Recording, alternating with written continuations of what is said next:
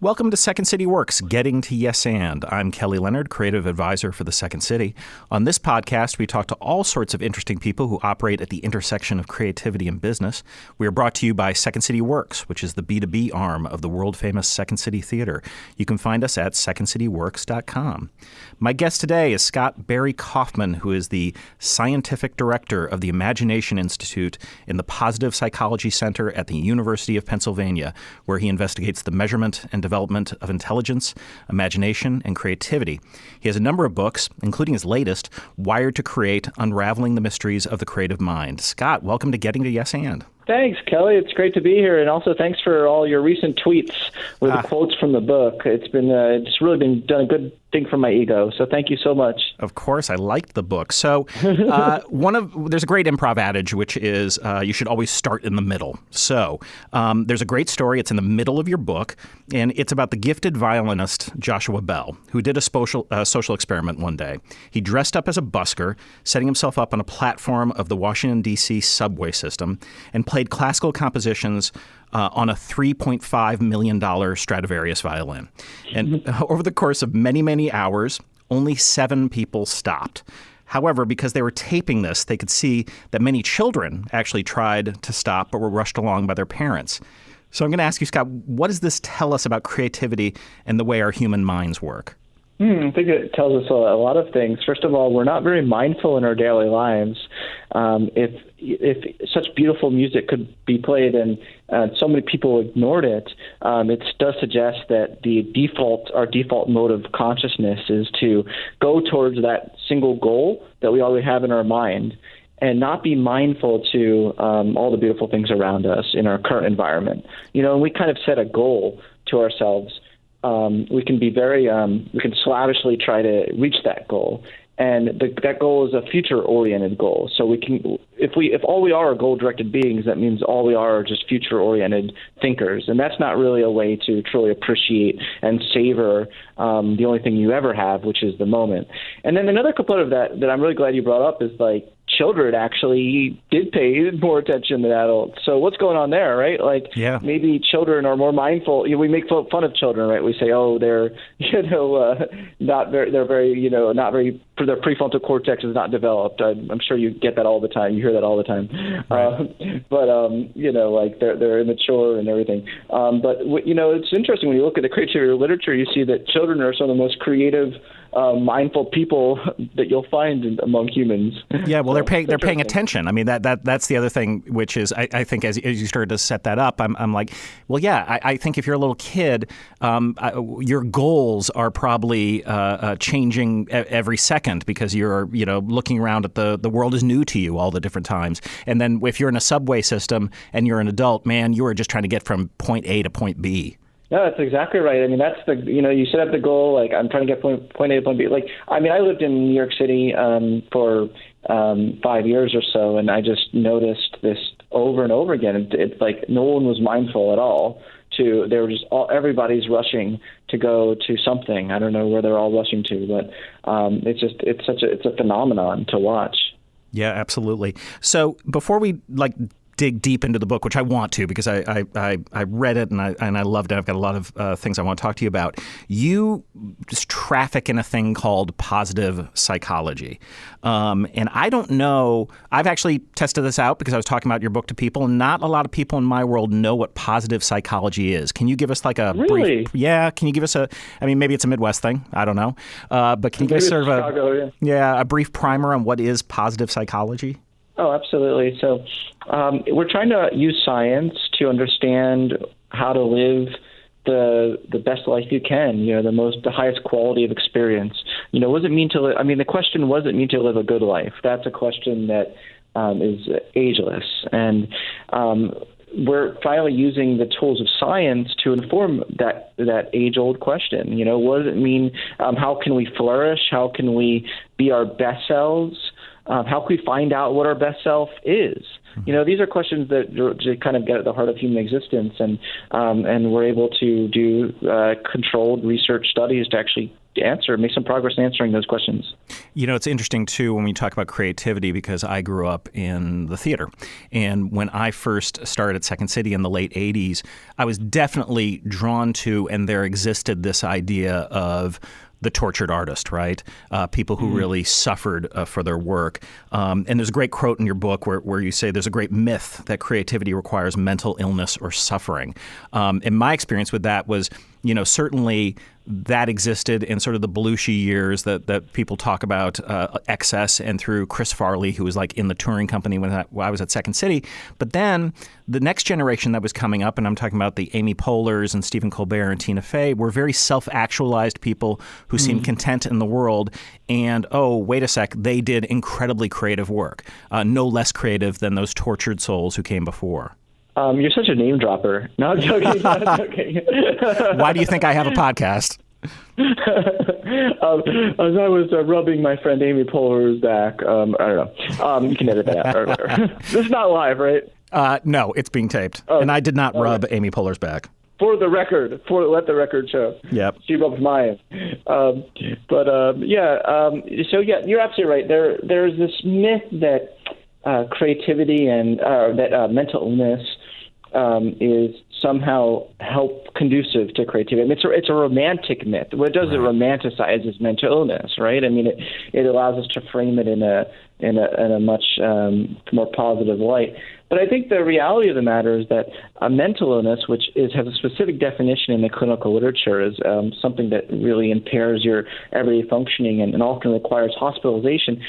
It's hard to wrap my head around how that is conducive to creativity.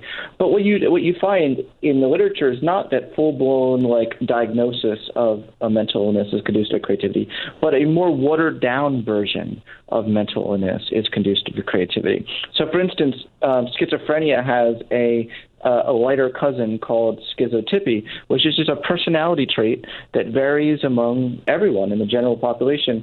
And, me and you are somewhere on this schizotypy spectrum. And schizotypy has to do with traits like magical thinking, rich imagination, bizarre social behavior as well, which I score very high in that. Right.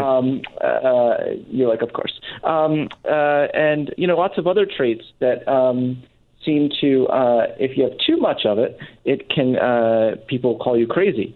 But if you've just enough of it, people are like, wow, that's really creative. So there does seem to be an optimal point of some of these things. It's called a curvilinear trend or a inverted U-shaped curve. So you start off, research shows you start off with 0 indicators of craziness, and you're just a boring person. Like, it's not correlated with creativity whatsoever.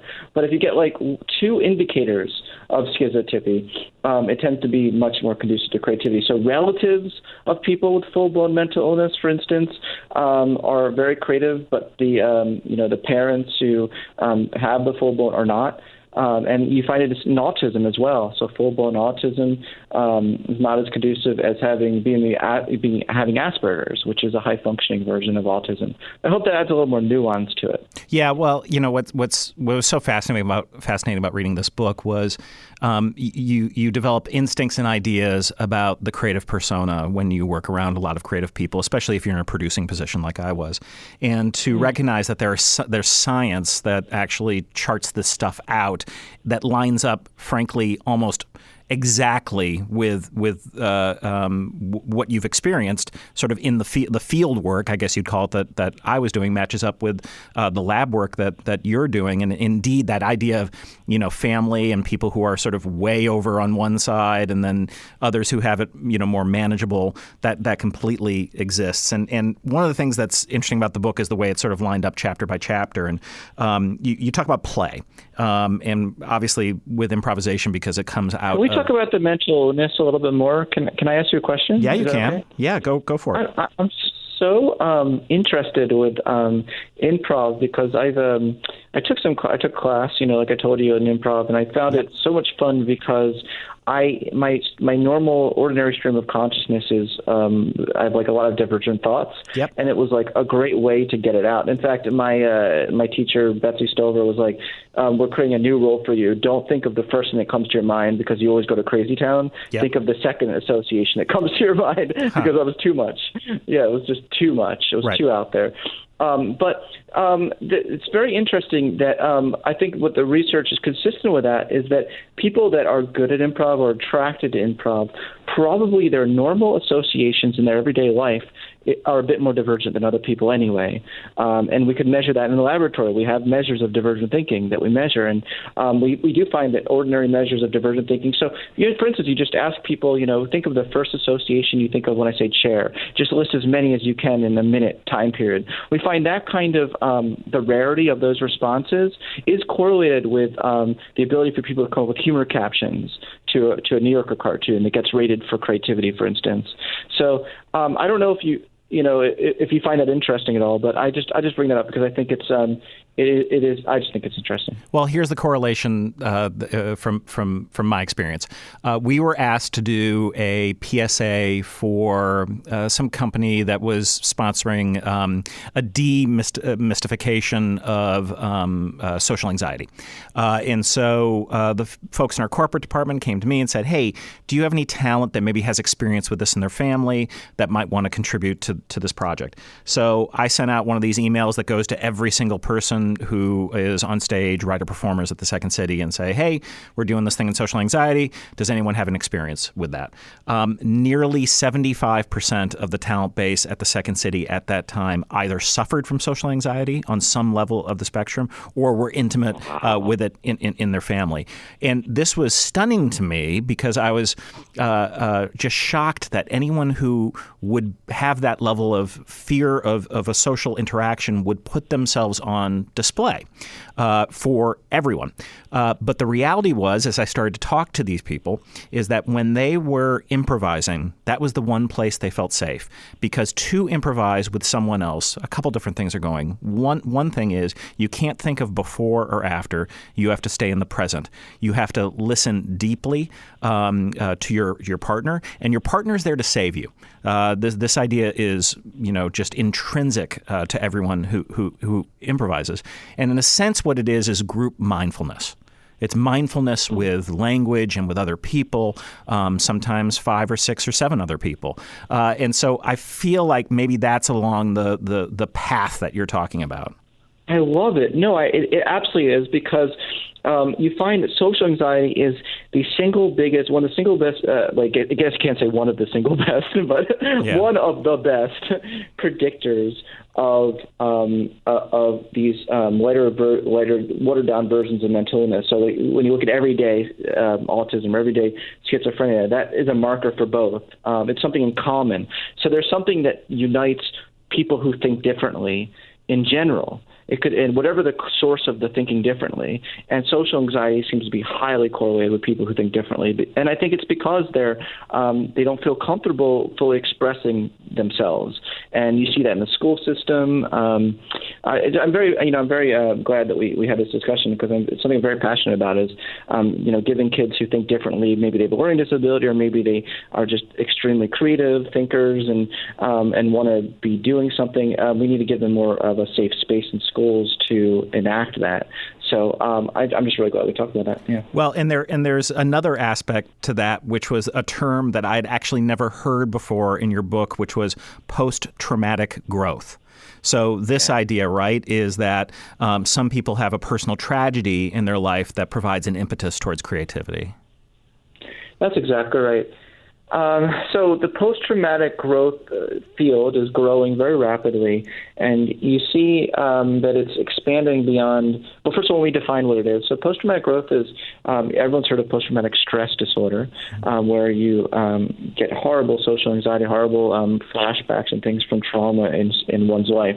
But what researchers in positive psychology notice is that a small proportion of people after trauma don't experience post-traumatic stress. What instead they do is they actually show growth in areas of their life from the experience, and they might see a different perspective. They might see the world differently and have get inspired to do something greater with their life, or and usually you do see a lot of pro-social purposes come out of it. And the question is, the question that was asked in the field is why? What is it about those people? And you see those people who grow from their experiences as opposed to, have the stress from it, are those that are constantly seeking meaning and in their lives and are able to cognitively look at this traumatic situation and process and think deeply about how can I apply this to my art or my creative work in the future. And my colleague Marie Forgyard, doing really great work, linking post-traumatic growth with changes in creativity and creative possibilities that you see for your life. Yeah, there's a line that I've used when I get interviewed where people talk about all these sort of interesting personalities who are attracted to our work, and I say that no one got into comedy because they were well-adjusted. It's Oh, wow, I love that. Do you know who would agree with you? Maslow. Yeah, Are you familiar with Maslow? Oh, sure. Yeah. He said in his book, self-actualized people are not well-adjusted to society. That's a quote right from his book. Oh, great. I was cribbing from someone much smarter than me. Oh, no.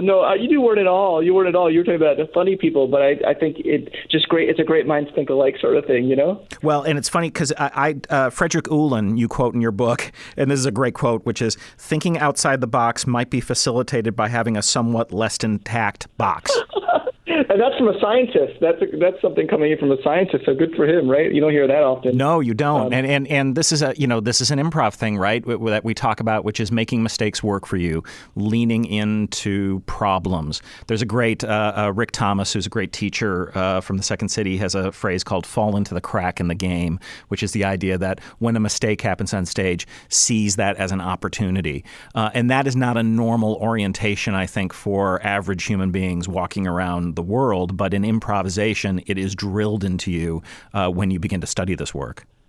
Holy cow! Let me just ask you something. So that's really cool. So to applying post-traumatic growth to improv, literally you're being trained in finding some meaning or new possibility in any moment. Yeah, and that's literally what post-traumatic growth is. Yeah. So what you're supposed to do in improvisation is any offering that you're given is a gift.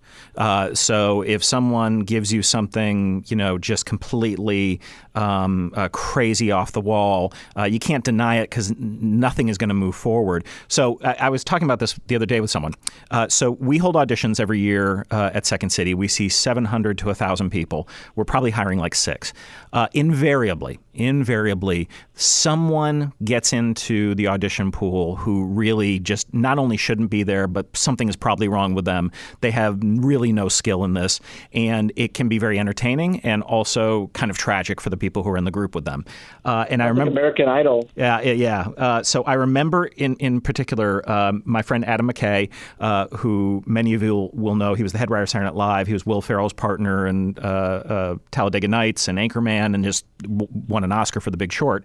When Adam was auditioning, there was essentially someone who was probably ill in some regard, and they just started like screaming every time they went on stage, and they were just barreling through. No one could get a word in edgewise, and the last thing you do in the audition is a 2-person scene. So we put 2 people together, and they get to improvise for a few minutes. So the thing that we've learned over time is that if there's someone who's particularly nuts, to use a bad phrase, you put them with the best improviser. So Adam went on stage with this person, and this person had to think that they did the greatest improv scene ever, because we were laughing so hard because what Adam did, and this is just like the best, Adam agreed with everything. He forcefully and fiercely yes-anded every initiation, no matter how bizarre it was. And it took the scene into all these sort of interesting nooks and crannies that we really, really enjoyed it. And, that he got hired like on the spot after that. What a great way to live your life. Like a good philosophy. I mean, that's the point of your book, right? I loved your book, too. Thank you. Yeah.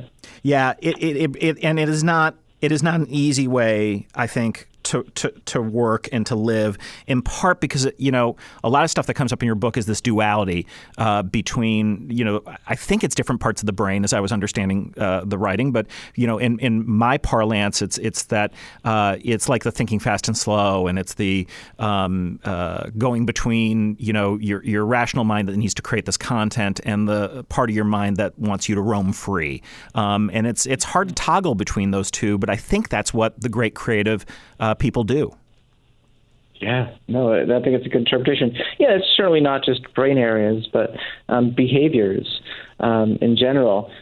Creative people often have lots of seemingly inconsistent behaviors if you're looking at it from the outside, and then they bring it all together in some sort of really creative way, and then people are like, oh my God, that person's brilliant. Once it makes some sense to them.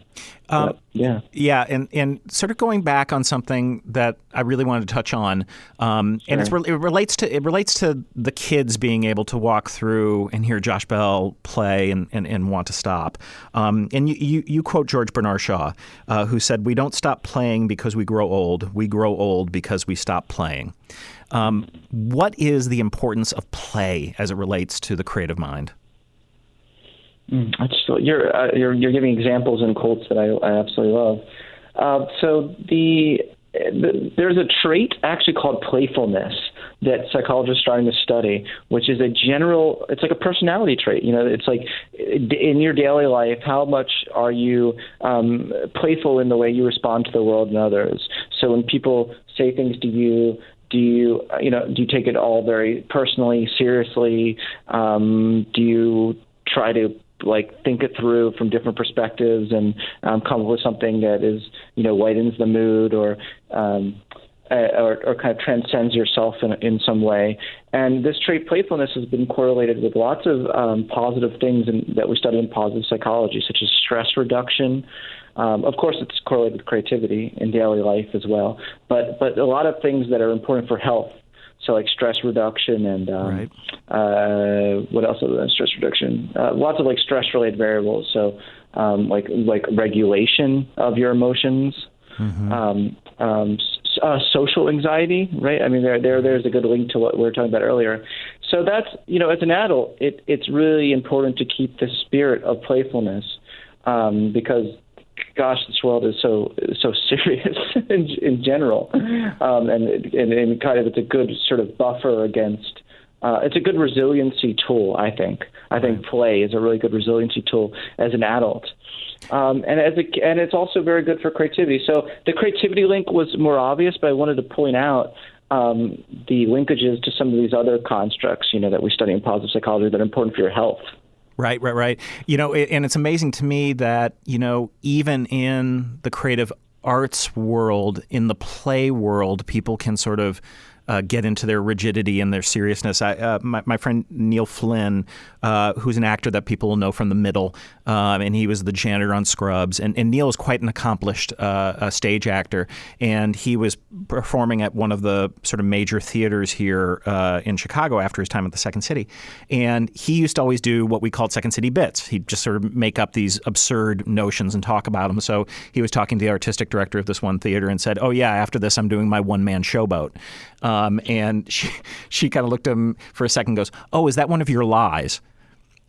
Oh. And he took this moment and go, "Well, I guess technically it is a lie, but I'm actually just playing. I'm doing a bit." But, there was none of that sort of give and take around play. And this is in a creative atmosphere. Let me say something. I really like that you brought that up because I find if I could, I would be playful, I'd say 80% of my day. But I feel like I'm running at about 40, right, 45, not because, but because of society, because of how people treat me because it's so unexpected, Right. Well, you're a scientist, correct? I mean, wouldn't that be? Yeah. Yeah. It's even doubly unexpected. No, they don't want you. They don't want their scientists playing. I go to these stuffy lab meetings. I'm sorry, what were you going to say? No, I mean, I would imagine what people are thinking is the last thing they want is a scientist playing, because I think deep down they don't take play seriously or think it can help you, when in fact a playful mind would probably get your science brain to be a more full brain. Hey, I totally think so, but I've been struggling against this since grad school because I go to these academic lab meetings and everyone's so serious and like they're all about intellectual dominance and like like tearing people down and with their questions or showing how smart they are and stuff. And that's not really my style. I like to actually just find humor in every situation not in a meaningless way, but I find that when I find humor in a situation, it actually like opens up a better discussion among people, you know, and it's like. Absolutely. Yeah. I mean, that's we talk about the twin sort of concepts of improv and comedy, right? And we teach improvisation. We don't teach people to tell jokes. But what improvisation does is open you up to find things that are true. And in fact, a lot of things that are true are actually very funny. And so we use a lot of comedy, especially in the corporate area, to get at uncomfortable truths, to get people to talk about it. But if they're, when you're playing it straight, that becomes actually a real hard time to get to a lot of truth. So science and comedy really are really, really close cousins. Yeah, they're like kissing cousins. Yeah, but they don't communicate. I mean, really, I think in the modern era that there isn't a lot of science around this stuff, as far as I know. It's a shame. I mean, you're right. The truth is often very funny, and it's funny when you are very blunt about it, and you say something very blunt in a blunt way about the truth. And but usually when scientists say it, it's not funny. But when a comedian says the exact same thing, it's funny. Right. So there's another aspect of the book that I definitely want to talk about because you talk about daydreaming. Great. And Adam Grant has a new book called Originals, which I'm sure you're familiar with. And one of the things that Adam talks about is there's a value to procrastination. And that creative people often need to let ideas linger in their subconscious. And you talk about something similar in the positive aspects of daydreaming. Yeah, no, that's right. So, and it kind of depends on the framing. Do you want to call it procrastination? Do you want to call it incubation? Right? I mean, depends on what word you want to use. It actually, when Adam said that, I was like, oh, that's much sexier. Good for you. Like you came up with that because that's like much sexier to say like, oh, you're a procrastinator. You may be a creative genius, than as opposed to like, it's good to incubate your ideas. You know what I mean? Right. But I think we're fundamentally saying something very similar, right? We're saying that creativity doesn't lie in that space where you are consciously and rationally deliberating on a problem.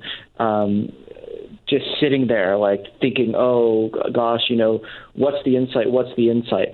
The insights usually come later, and it usually requires a process where your mind wanders. You engage in a completely different task once you've acquired the expertise. The important thing there is like there's that famous Pasteur quote that genius favors the prepared mind or something like that. I think that's roughly the quote, but I think there's a lot of truth to that.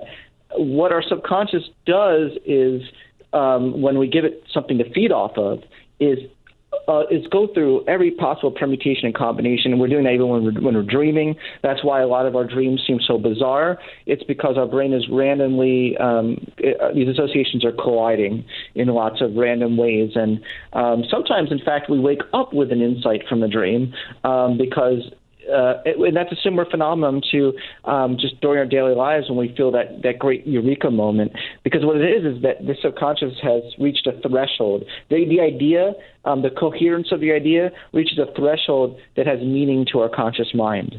And when that happens, that's why we experience that gestalt switch in our understanding. It all usually happens. It usually seems like it happens as a whole switch, right? Right. But there was a lot of subconscious work to kind of put together lots of different pieces, and there may be like 500,000 other possibilities and trial and errors of things that your conscious is never going to know.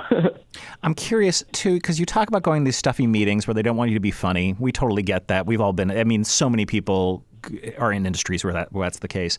With regard to the study of creativity, do you get blowback on that? Because, I mean, one of your quotes in the book is the world in general disapproves of creativity. And I think I know what you mean by that, but I wonder if that also relates to the sciences. It's very hard to get a tenure-track position if you study creativity. I haven't been able to yet. Oh, wow. Yeah. Yeah, so I think there's a bias. There certainly is a bias against studying creativity in the academy. I would say that is true. That's why we've kind of what I find people are more open to is like lately we started the Imagination Institute with Martin Seligman and framing it like the science of imagination, and here are the cognitive and people. I think scientists like that better because it sounds less fluffy. It sounds more specific. Right. Like we all know what imagination is, but creativity can conjure up images of just throwing paint on a canvas that looks horrible. Like whatever, just getting messy and not having any sense. So, but I do, to answer your question, I do think there's a lot of bias against studying the science of creativity in your field. It's not the hottest topic in psychology, that's for sure. Yeah, well, no one takes comedy seriously either, so we're all in the same boat. I told you we're like cousins, man. Yeah, we are. Or some. I'm not sure cousins is honestly the right metaphor, but we're something close. No, there's something connected there. And the thing is, certainly on the improvisation side, it's a baby art form, right? So it was developed with these improv games in the 20s and 30s or 30s and 40s, and then really sort of modern improvisation starts in the mid 50s. So that is not a long time in terms of studying that particular art form, and we're just starting to see now sort of, the real books come out about the work. And I suspect that's going to be the same when you start to venture into anything that someone classifies as soft skills. Absolutely. So what's the history of stand-up comedy? God, longer. Not necessarily. I mean, people were doing improvisation, in ancient times. The Greeks were doing it as well.